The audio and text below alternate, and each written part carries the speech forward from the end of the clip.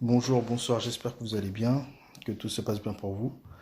Alors aujourd'hui, je pense que ce sera un cours audio, je pense, et je vais m'adresser à la communauté antillaise, à la sœur antillaise. Donc cet audio se rajoutera à ma playlist sur ma chaîne YouTube 100% Antilles.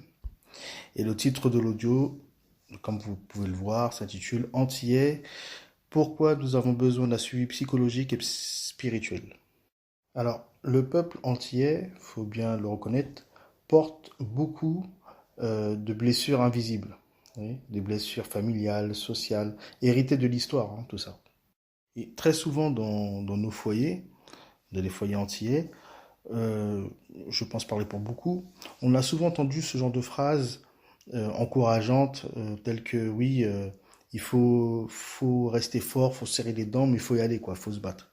Donc, ce genre d'encouragement, on va dire, est rempli de bienveillance de la part de nos parents, très souvent, eh ben, nous a donné une certaine force, mais c'est une force apparente qui cache souvent une grande souffrance intérieure. Alors, nous, entiers, nous portons, comme je l'ai dit un peu plus tôt, beaucoup de blessures profondes, qui ne sont pas seulement individuelles, mais collectives. Alors bien entendu, je ne dis pas que nous sommes le peuple le plus victime de l'histoire, etc. Non, c'est pas mon propos, mais étant donné que je m'adresse à la communauté antillaise, eh ben je le précise. Et ces blessures profondes, collectives donc, viennent de notre histoire. Ça, on en a tous conscience, de l'esclavage, enfin du moins de la traite négrière plus précisément, du déracinement, mais aussi de la manière dont ces traumatismes se sont transmis de génération en génération. Il faut rappeler encore une fois que le peuple entier est un peuple relativement récent et qui est né d'une souffrance, ce qui donne toute la singularité de cette identité. Et c'est une identité qui se construit toujours encore et encore, hein. Mais on peut dire que nous sommes nés du chaos, et d'un chaos à tous les niveaux. Vous voyez? Nous sommes la descendance d'un peuple qui a été euh, frappé, martyrisé, bâtardisé, violé, humilié, piétiné, aliéné, donc avec une perte de repères considérable, castré également, dans tous les sens du terme. Eh ben, nous sommes le fruit de tout cela. Et bien évidemment, ben, cela a engendré ben, des conséquences désastreuses, quoi. J'ai en tête par exemple la relation compliquée qui existe très souvent entre le papa et le fils. Je ne m'adresse pas à tous les foyers, hein, vous m'avez bien compris, mais je parle de choses qui sont assez récurrentes dans notre communauté. Donc pour revenir sur ce rapport de père en fils, beaucoup d'hommes, au lieu de guider leurs enfants, cherchaient à les castrer. Et là, il n'est pas question de remettre en cause l'amour que les papas peuvent avoir pour leurs enfants, hein. Il y a beaucoup de papas entiers, bien entendu, qui aiment leurs enfants. Mais ça n'empêchait pas non plus d'avoir ce rôle de dévirilisateur. Ils ont pour beaucoup eu, ou du moins transmis, une éducation castratrice. Comme s'il y avait une certaine volonté de faire perdre confiance à l'enfant, et au fils en l'occurrence. Alors parfois par jalousie, parce que par moment, il arrive que dans certains foyers, ben, la mère jette un regard d'admiration plus envers leur progéniture, leur fils, qu'envers leur époux, pour tout un tas de raisons. Parfois, juste par peur de voir leur fils les dépasser. Et si on tire sur le fil et qu'on remonte, on va dire, dans l'histoire, on comprend bien que tout cela, encore une fois, a pris racine dans la traite négrière. Cette perte de confiance en soi infligée par le bourreau esclavagiste, c'est qui a transformé le nègre, l'homme noir, en un objet, un animal physique, sexuel, bestial, et ben, a littéralement transformé les papas de la nation, parce que l'homme a fini par s'assimiler inconsciemment à cette nouvelle identité et a transmis tout cela, bien entendu, à la génération future. Alors je précise à nouveau que ce n'est pas dans tous les foyers que vous pouvez retrouver ce genre de rapport père-fils, mais c'est assez courant, hein. Je sais pas, le fils qui essaye de s'épanouir dans une discipline, il y a le papa qui va dire ouf, faible, c'est Mouna. Ça, faible. Voilà, ce genre de phrase, vous voyez. Et ça ne veut pas dire qu'il n'aime pas son fils, hein. Mais malheureusement, c'est comme ça. Et il faut déconstruire tout ça. Et il y a aussi, on retrouve aussi un rapport parfois particulier aussi entre les mamans et les filles, hein, des tensions alimentées par le colorisme très souvent, hein, cette obsession des nuances de peau qui a laissé des cicatrices psychologiques très très profondes aussi. D'ailleurs, je prépare un audio sur le colorisme aux Antilles. Et on m'a raconté des anecdotes, ouais, ma mère d'ailleurs, qui me racontait qu'elle avait une amie qui était claire de peau, et la maman était noire. Sa maman faisait que de regarder sa fille se doucher, mais avec un regard de mépris, de haine, je parle sérieusement, et voire de rage. Et d'ailleurs, je l'ai même vu dans ma famille proche. J'ai une cousine, bon, je ne dirai pas son nom, qui a subi tout un tas de méchanceté de par sa mère, parce qu'elle était sortie claire, et sa maman est noire. Je vous parle très sérieusement, hein.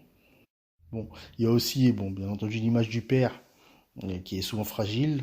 Le père, parfois irresponsable, pour ne pas dire très souvent, absent, tandis que la mère est au centre de tout. Hein, ça renvoie à mon podcast La femme potomitan. Ben, ce déséquilibre a façonné une mentalité d'assistanat. Oui. Une infantilisation qui s'est accentuée en plus avec la dépendance la dépendance à l'État français, tout simplement. Et résultat, beaucoup d'adultes restent prisonniers dans un comportement puéril, enfantin. Et d'ailleurs, qui donne du poids et du crédit aux propos du papa, enfin de Papa Ayotte, qui disait avec son accent là, de Béké, que le noir c'est comme un enfant, il faut être juste avec lui et on en obtient ce qu'on veut. Il faut parler aussi que beaucoup d'entre nous, on découvre sur le tard que nous avons des demi-frères, des demi-sœurs, ce qui est extrêmement fréquent. D'ailleurs, j'ai souvent rigolé de ça avec un ami, il se reconnaîtra, où on disait souvent qu'il faut compter les Antillais qui n'ont pas de demi-frères et demi-sœurs. Il faut les compter. Limite, c'est la base, quoi. Vous m'avez bien compris, je parle pas de demi-frères, demi-sœurs issus de premier mariage ou deuxième mariage, hein. Je parle pas de ça, hein. Bon, il faut bien dire que tout ça, objectivement, c'est assez catastrophique, hein. C'est le mot, hein. N'ayons pas peur de dire les choses. Mais vous voyez, tout ceci révèle d'autres fractures silencieuses dans les familles. Et tout cela crée une grande susceptibilité, hein. Nous sommes un peuple extrêmement susceptible, hein. Je ne sais pas si vous l'avez remarqué. Parce que nous savons, nous tous, hein, au fond de nous, que nous portons d'énormes carences. Et c'est pour ça que nous réagissons souvent avec excès. D'ailleurs, j'ai remarqué, les échanges d'idées deviennent très rapidement des affrontements. Ça monte très vite dans les tours, vous voyez, très vite dans les injures, c'est comme ça. Bon, ajouté à ça, nous avons aussi un rapport de consommateur aux choses, plutôt qu'un rapport d'amour. Nous assumons pas notre véritable visage, notre fragilité. Chez les jeunes hommes, par exemple, cette fragilité est vécue comme une atteinte à leur virilité.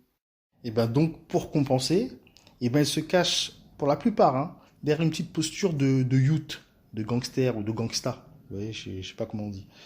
Mais la vérité, c'est que beaucoup de ces jeunes sont au fond, si vous creusez bien, gentils et doux. Le peuple entier n'est pas foncièrement méchant et gangsta, vous voyez. Et ça, j'en suis persuadé. Et lorsqu'il y a une certaine méchanceté qui se manifeste chez nous, c'est très souvent sur le compte de la bêtise. Bon, c'est assez bête ce que je dis, parce que l'apanage de la méchanceté, c'est la bêtise, hein, ça va de soi. Hein, bête et méchant. Mais je veux dire par là, nous ne sommes pas un peuple intrinsèquement méchant, vous voyez. C'est méchant par moments, mais par dépit, pour maquiller ou masquer une fragilité.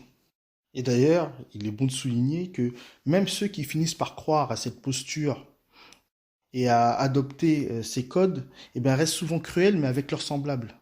Mais ils sont inoffensifs face à leurs véritables bourreaux, hein. Par exemple, je sais pas moi, les élites béquées et tout le système qui les maintient dans cette dépendance, quoi. Donc il y a cette confusion d'adopter une posture gangsta ou méchante pour faire croire que nous sommes un peuple fort, debout, viril, vous voyez. Alors que bon, la réalité est autre. Bon, on peut pas non plus passer sous silence la réalité des abus sexuels, hein, qui est souvent commis dans le cadre familial. Encore une fois, c'est pas propre aux Antilles, hein, faut pas exagérer non plus. Mais bon, la sexualité est tellement débridée chez nous, hein, ça s'explique encore une fois, qu'elle nous hante depuis la traite négrière, où les corps de nos ancêtres ont été violentés et marchandisés, ou aussi le fait que l'homme noir d'antan a été transformé en animal sexuel et qui avait pour fonction de copuler avec toutes les femmes pour faire grandir ou du moins augmenter le bétail des négriers. Ce rapport avec la sexualité est resté. Et ces traumatismes continuent de se rejouer dans nos vies, malheureusement. Et se rajoutent encore, bien sûr, d'autres blessures invisibles, hein, mais puissantes, comme l'alcoolisme, qui détruit trop de familles, la fuite identitaire, ce sentiment de ne jamais être vraiment chez soi, ni français, ni enraciné dans nos racines africaines ou indiennes pour d'autres. Donc la honte de soi, qui nous pousse à nous dévaloriser et à croire que l'herbe est toujours plus verte ailleurs. Le rapport conflictuel à l'autorité, hérité de l'histoire coloniale bien entendu, mais aussi renforcé par une vision tordue de la liberté. Hein. Car certes, il faut s'affranchir de l'autorité coloniale, hein, colonialiste, mais tout peuple sur Terre a besoin d'une autorité. Hein. Une autorité qualitative, j'entends, hautement spirituelle, bien entendu. Mais il faut cette autorité, ou sinon c'est l'anarchie. Bon. Mais malgré tout cela, il existe une forme remarquable dans notre peuple. Hein. Notre créativité, il y a beaucoup, beaucoup de talent dans notre peuple. Et c'est assez surprenant parce que ce sont des petites îles, hein, les Antilles. Et c'est un vivier de talent, il faut bien le reconnaître. Donc c'est bon à le souligner, tout n'est pas sombre. Mais je crois que le traumatisme fait germer le talent.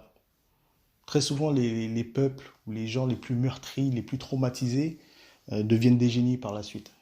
Domaine artistique ou sportif, je ne sais pas si vous l'avez remarqué. Peut-être par exemple l'histoire de Michael Jackson qui se faisait battre comme pas possible par son père et qui est devenu ce qu'il est devenu. L'histoire aussi de Mike Tyson, pour ceux qui se sont un peu intéressés à son histoire. Hein, sa mère se prostituait, couchait devant lui. Bon, ça crée des monuments par la suite, hein, des diamants. Donc oui, nous avons ce potentiel extraordinaire de nous élever et de guérir. Mais pour cela, il nous faut travailler sur deux fronts. Alors, j'ai évoqué dans le titre, bien entendu, la psychologie. Hein. Donc, je parle bien sûr d'un suivi psychologique qui, selon moi, est essentiel, mais c'est pas du tout une fin en soi. Hein. Le suivi psychologique peut aider, hein, parce qu'il nous aide à comprendre nos blessures, à mettre des mots sur notre souffrance et à repérer les blocages intérieurs, vous voyez, apprendre à y faire face, c'est clair. Mais j'opte, bien entendu, au suivi spirituel. Je pense que c'est la base et c'est capital. Et c'est pour ça que je réitère toujours la même phrase qui peut être lourde pour certains, qui est retour à la tradition. Parce que le rapport avec le spirituel nous reconnecte avec Dieu, nous donne un sens et une direction, nous apprend à transformer nos fragilités en force et donc à retrouver notre dignité profonde. Vous voyez ? Donc on peut dire que le levier psychologique, ça peut aider, il peut nous permettre de comprendre, pour ceux qui sont en perte de repère total et qui sont totalement perdus, mais le levier spirituel, bien entendu, guérit. Car il faut dire, hein, aux Antilles, nous avons hérité de blessures profondes, comme j'ai pu le dire, mais nous avons aussi hérité d'une force intérieure. Et accepter de l'aide, qu'elle soit psychologique ou spirituelle, ce n'est pas une faiblesse, hein. C'est un acte de courage. Et c'est retrouver notre véritable visage, assumer notre fragilité, car je pense qu'il faut commencer par là, assumer ce que nous sommes, et pour ensuite, bien sûr, ouvrir la voie à une communauté plus forte, plus consciente et plus saine, bien entendu. Donc il ne faut absolument pas sous-estimer les traumas de notre peuple. Et il ne faut pas faire non plus la politique de l'autruche, hein, de faire comme si de rien n'était. On n'a rien, tous les peuples sont traumatisés, il n'y a pas que nous, et on se complaît comme ça dans une vie consumériste, individualiste, très libérale, libertaire, un carnaval, danser, bouillon, sans jamais se poser des questions existentielles, sans jamais faire un travail d'introspection, sans jamais vouloir se redresser, sans jamais vouloir faire face au miroir, voir ce que nous sommes concrètement pour essayer de corriger les tares qui nous habitent. Donc, nous ne sommes pas des enfants. Hein. Il ne faut pas donner du crédit aux propos de Papa Hayot. Nous ne sommes pas des enfants, nous sommes de grandes personnes.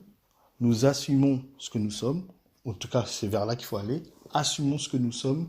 Assumons nos défauts, nos faiblesses, nos tares, notre chaos, notre traumatisme, pour ensuite aller de l'avant. C'est pour ça que j'encourage un grand retour effectif, massif à la tradition, à la spiritualité. Un suivi psychologique peut vraiment aider, c'est clair, pour mettre des mots sur les mots. Mais le rapport concret avec Dieu est la seule chose qui peut remédier à notre situation.